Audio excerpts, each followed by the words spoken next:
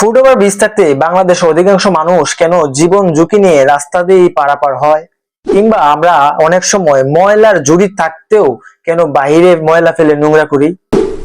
এর পিছনে লুকিয়ে আছে গভীর সমাজ বিজ্ঞান। কারণ প্রযুক্তি সমাজকে বদলে দিলেও সমাজ একই সাথে প্রযুক্তির সাথে তাল মিলিয়ে চলতে পারে না। তো আমি একজন সমাজ বিজ্ঞানের স্টুডেন্ট এবং গবেষক হিসেবে এই পুরো বিষয়টাকে আজকে সহজ ভাষায় সমাজ তাত্ত্বিক এবং মনস্তাত্ত্বিক দৃষ্টিকোণ থেকে আলোচনা করব। এবং এই পুরো বিষয়টা আলোচনা করতে যিনি আমাকে সাহায্য করেন তিনি হচ্ছেন উইলিয়াম ফিল্ডিং অকবার্ন। তো ভিডিও শুরু করার আগে একটা গল্প বলি, গল্পটা অবশ্য রিলেভেন্ট। ধরেন আপনার একটা কার আছে, স্পোর্টস কার, যেটি ঘন্টায় 200 কিলোমিটার বেগে চলে, এবং এই কারটি আপনাকে দেয়া হলো একটা ভাঙা রাস্তায় চালানোর জন্য। বাংলাদেশের অলিতে গলিতে বিভিন্ন ভাঙা রাস্তা আছে, এবং যেখানে ট্রাফিকের কোনো বালাই নাই, নিয়ম নাই, নীতি নাই, যেখানে পুলিশ নাই। তো এর ফলাফল কি হবে এটা আপনি আমি সবাই জানি, এর ফলাফল দুর্ঘটনা হবে, তাই না? ঠিক সেই ঘটনাটাই আমাদের বাংলাদেশের সমাজে ঘটতেছে। তো ভিডিও শুরুতে যে দুটো প্রশ্ন ছিল এবং এরকম হাজার হাজার সামাজিক সমস্যা ঘটনার ব্যাখ্যা বিশ্লেষণ সহজেই জানতে পারবেন আমাদের উইলিয়াম ফিল্ডিং অকবার্ন এর তত্ত্ব অনুসারে। তত্ত্বটি হলো কালচারাল ল্যাগ, যা সহজ ভাষায় আমরা সংস্কৃতির ব্যবধান বুঝি। তো উইলিয়াম অকবার্ন একজন আমেরিকান সমাজবিজ্ঞানী এবং পরিসংখ্যানবিদ। তিনি 29 জুন 1886 সালে বাটলার, জর্জিয়া, মার্কিন যুক্তরাষ্ট্রে জন্মগ্রহণ করেন। শিক্ষা জীবন 1912 সালে কলম্বিয়া বিশ্ববিদ্যালয় থেকে তিনি সমাজবিজ্ঞানে পিএইচডি ডিগ্রি অর্জন করেন, এবং উইলিয়াম ফিল্ডিং অকবার্ন 1927 থেকে 1951 সাল পর্যন্ত শিকাগো বিশ্ববিদ্যালয়ে সমাজবিজ্ঞান বিভাগের অধ্যাপক হিসেবে দায়িত্ব পালন করেন। তিনি একমাত্র ব্যক্তি যিনি একই সাথে আমেরিকান সোসিওলজিক্যাল সোসাইটি 1929 এবং আমেরিকান স্ট্যাটিস্টিক্যাল অ্যাসোসিয়েশন 1931 এর সভাপতির দায়িত্ব পালন করেন।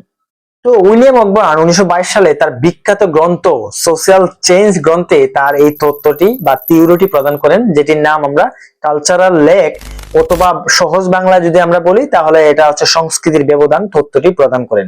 তিনি এই সংস্কৃতির ব্যবধান বা কালচারাল ল্যাগ তত্ত্বটি প্রদান করতে গিয়ে তিনি সংস্কৃতিকে দুটি ভাগে ভাগ করেছেন। দুটি ভাগ কি কি? একটা হচ্ছে ম্যাটেরিয়াল কালচার, একটা হচ্ছে নন ম্যাটেরিয়াল কালচার। ম্যাটেরিয়াল কালচার এবং নন ম্যাটেরিয়াল কালচার হচ্ছে, একটা হচ্ছে বস্তুগত সংস্কৃতি, অন্যটি হচ্ছে অবস্তুগত সংস্কৃতি। তো এই অবস্তুগত এবং বস্তুগত সংস্কৃতির আলোচনা একটু পরে করতেছি। আগে আমাদের জানতে হবে সংস্কৃতি আসলে কি। সহজ কথায় সংস্কৃতি হলো কোনো জনগোষ্ঠীর জীবনধারা। এর মধ্যে রয়েছে তাদের বিশ্বাস, মূল্যবোধ, ভাষা, আচার আচরণ, পোশাক, খাদ্যাভ্যাস, শিল্পকলা এবং সামাজিক প্রতিষ্ঠান। এটি এক প্রজন্ম থেকে অন্য প্রজন্মে সঞ্চারিত হয়, যা মানুষের চিন্তা ভাবনা এবং সমাজকে রূপ দিতে প্রধান ভূমিকা পালন করে। আরো সহজ ভাষায় বলতে গেলে আমরা যা তাই আমাদের সংস্কৃতি। তো উনি সংস্কৃতিকে আসলে দুটি ভাগে ভাগ করেন, বস্তুগত সংস্কৃতি ও অন্যটি হচ্ছে নন ম্যাটেরিয়াল কালচার অথবা অবস্তুগত সংস্কৃতি। বস্তুগত সংস্কৃতি কি? বস্তুগত সংস্কৃতি হলো মানুষের তৈরি দৃশ্যমান ও স্পর্শযোগ্য যাবতীয় ভৌত উপাদান বস্তুগত সংস্কৃতি ধারণা। এটি মানুষের জীবনকে প্রত্যক্ষভাবে প্রভাবিত করে এবং মানুষের বস্তুগত চাহিদা পূরণে সাহায্য করে। উদাহরণস্বরূপ প্রযুক্তি, যন্ত্রপাতি, হাতিয়ার, ঘরবাড়ি, পোশাক, পরিচ্ছদ, যানবাহন, কলকারখানা ও আসবাবপত্র। অন্যদিকে অবস্তুগত সংস্কৃতি বা নন ম্যাটেরিয়াল কালচার হলো সংস্কৃতি যে অংশটি দেখা বা স্পর্শ করা যায় না, কেবল উপলব্ধি করা বা অনুভব করা যায়, তা হলো অবস্তুগত সংস্কৃতি ধারণা। এটি মানুষের মনস্তাত্ত্বিক সৃষ্টি এবং মানুষের চিন্তাধারা ও আচরণকে নিয়ন্ত্রণ করে। উদাহরণস্বরূপ মানুষের বিশ্বাস, মূল্যবোধ, জ্ঞান, দক্ষতা, ভাষা, সাহিত্য, আইন শৃঙ্খলা, শিল্পকলা, সঙ্গীত ও নৈতিকতা। এবার আসেন কালচারাল ল্যাগ বলতে উনি কি বুঝেছেন। এই তথ্য অনুযায়ী বস্তুগত বা প্রযুক্তিগত সংস্কৃতি খুব দ্রুত পরিবর্তিত হয়, কিন্তু তার সাথে তাল মিলিয়ে মানুষের অবস্তুগত সংস্কৃতি অর্থাৎ মূল্যবোধ ও চিন্তাধারা দ্রুত পরিবর্তন হতে পারে না। বস্তুগত ও অবস্তুগত সংস্কৃতির এই পরিবর্তনের গতির পার্থক্যের কারণে যে গ্যাপ বা ব্যবধান তৈরি হয় তাকেই কালচারাল ল্যাগ বা সংস্কৃতির ব্যবধান বলা হয়। সহজ কথায় প্রযুক্তির অগ্রগতির সাথে মানুষের মানসিকতা ও নৈতিকতা সামঞ্জস্যহীনতাই হলো কালচারাল ল্যাগ।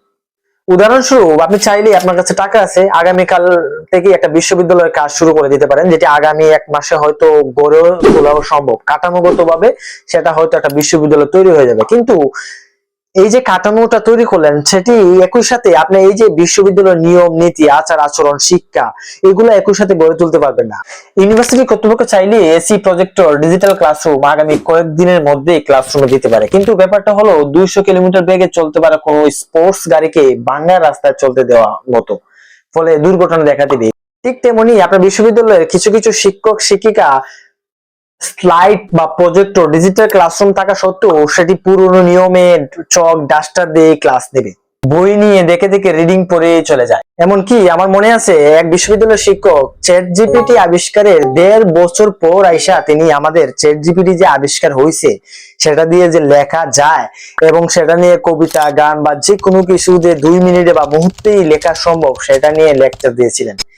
এই লেকচারটি শোনার পর আমাদের পুরো ক্লাসরুমের মানুষ মানে পুরো সবাই বিরক্ত হয়েছিল, কারণ ক্লাসে যারা আমরা ছিলাম ইতিমধ্যে আমরা চ্যাট জিপিটি বা এআই এর নিয়মিত ইউজার ছিলাম, তাই চাইলেই সহজেই প্রজেক্টর বা ডিজিটাল ক্লাসরুম করা যায়। কিন্তু একই সাথে যদি শিক্ষকদের সেই সাথে মানে আধুনিকায়ন বা ট্রেনিং দেওয়া না হয় সেক্ষেত্রে আপনি ওই পুরনো দাসে চক ডাস্টার কিংবা বই দেখে পড়াই চলে যাবে।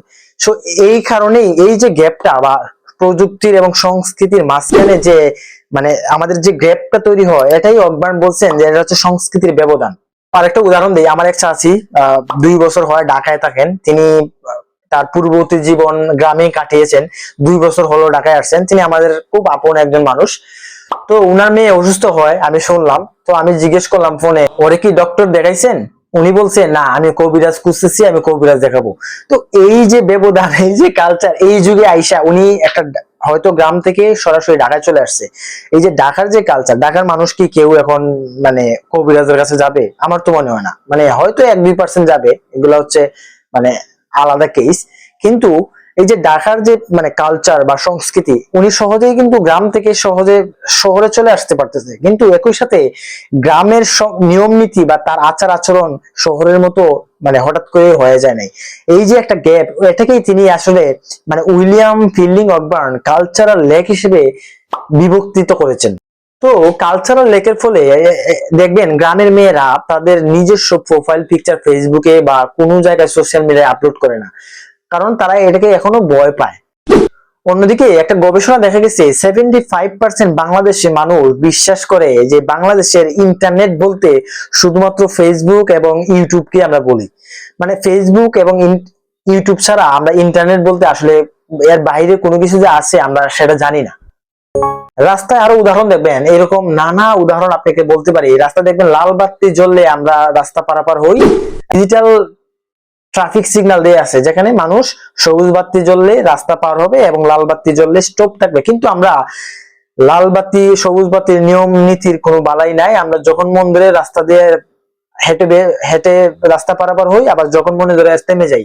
তো এই যে একটা আমাদের মানে প্রযুক্তিগত উন্নয়ন সহজেই ঘটানো সম্ভব, কিন্তু এই যে আমাদের নীতিগত বা আচরণগত যে পরিবর্তনটা দেরিতে ঘটে বা একই সাথে ঘটে না, এই যে একটা ব্যবধান তৈরি হয়, এটাই তিনি মানে কালচারাল লেক হিসেবে বিভক্তিত করেছেন। কালচারাল লেক থেকে মানে মুক্তির বা সমাধানের উপায়টা বলেন। সমস্যা যেহেতু আছে সমাধান অবশ্যই আছে, তো এ থেকে মুক্তির উপায় হলো মানে ভারসাম্য রক্ষা করা। আপনি যখন কোনো প্রযুক্তি বা উদ্ভাবন চালু করবেন সেটার ট্রেনিং সব মানে জনগণকে অথবা কর্তৃপক্ষকে দিতে হবে। ধরেন আপনি একটা মানে ডিজিটাল ক্লাসরুম তৈরি করছেন বিশ্ববিদ্যালয়ে, তো সেই বিশ্ববিদ্যালয়ের শিক্ষকদের মানে ট্রেনিং দিতে হবে সে এই ক্লাসরুম কিভাবে ব্যবহার করা যায়, তাই না? তা না হলে তো সে পুরনো ভাবেই চক ডাস্টার দিয়েই মানে ক্লাস করে চলে যাবে। অন্যদিকে আপনার বাচ্চাকে যখন আপনি ডিজিটাল ফোন বা স্মার্টফোন দিবেন, তাকে আপনার শিখাইতে হবে যে এই স্মার্টফোন দিয়ে এইচএসসি রেজাল্ট বের করা যায় তার পরীক্ষার পর, কেননা সে পরীক্ষার পর সেটিকে মানে পার্শ্ববর্তী কোনো কম্পিউটারের দোকান থেকে তার রেজাল্ট জানতে যাবে সে, অথচ সে মোবাইল থেকেই সে জানতে পারে। ঠিক তেমনি আপনি যখন আপনার বাচ্চা কাচ্চাকে যখন আপনি একটা ল্যাপটপ দিবেন, সেই ল্যাপটপ দিয়ে কি কি করা যায় সেটার ট্রেনিং আগে আপনার অবশ্যই দিতে হবে, তা না হলে সে মুভি এবং সিনেমা দেখেই মানে পুরো ল্যাপটপের জীবন শেষ করে ফেলবে। ভিডিওটা একদম শেষের দিকে আমি বই, সমাজ, মানুষ, মানুষের আচরণ, সামাজিক জীবন দ্বারা সংস্কৃতি, সমাজের বিভিন্ন ঘটনা, সমাজ বিজ্ঞান ও মনোবিজ্ঞান তাত্ত্বিক দৃষ্টিকোণ থেকে সহজ ভাষা এবং বাস্তবিক উদাহরণ দিয়ে আলোচনা করে থাকি। আপনার যদি এই বিষয়ে ইন্টারেস্ট থাকে তাহলে আপনি আমার ইউটিউব চ্যানেলটা সাবস্ক্রাইব করে রাখতে পারেন অথবা ফেসবুকে ফলো করে রাখতে পারেন, কারণ আমি প্রথমেই হচ্ছে ইউটিউবে আপলোড করি, তারপর সেটার কয়েকদিন পরে ফেসবুকে আপলোড করি। আপনি যদি প্রথমেই দেখতে চান সেক্ষেত্রে ইউটিউবে আপলোড করেন, আর না করলেও সমস্যা নাই। আপনার যদি এই বিষয়ে ইন্টারেস্ট থাকে তাহলে আপনার সাথে আমার কোনো না কোনো ভাবে দেখা হবেই। তো পরবর্তী ভিডিও আপলোড করার আগ পর্যন্ত আপনি ভালো থাকুন, সুস্থ থাকুন, বাই বাই।